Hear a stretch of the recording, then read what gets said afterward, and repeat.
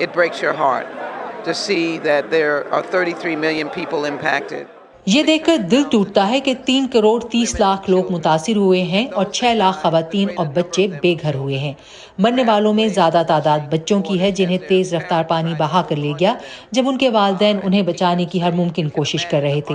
آپ ان والدین کے صدمے کا اندازہ لگا سکتے ہیں۔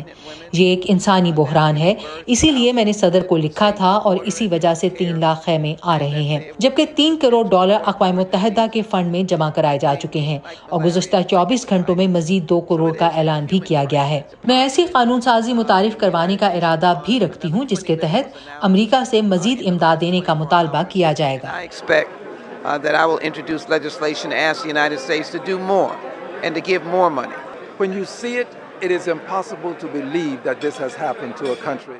جب آپ دیکھتے ہیں کہ یہ ایک ایسے ملک کے ساتھ ہوا جو خود اس کے لیے ذمہ دار نہیں تو آپ کو یقین نہیں آتا۔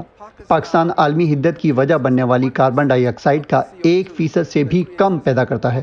اس کے باوجود یہ دنیا کے گلوبل وارمنگ سے سب سے زیادہ متاثر ہونے والے 10 ممالک میں شامل ہے۔ ہمیں آگے بڑھ کر پاکستان کا دوست بننا ہے۔ یہ وقت کشیدگیوں کو ختم کرنے کا اور دوستی کا ہاتھ بڑھانے کا وقت ہے۔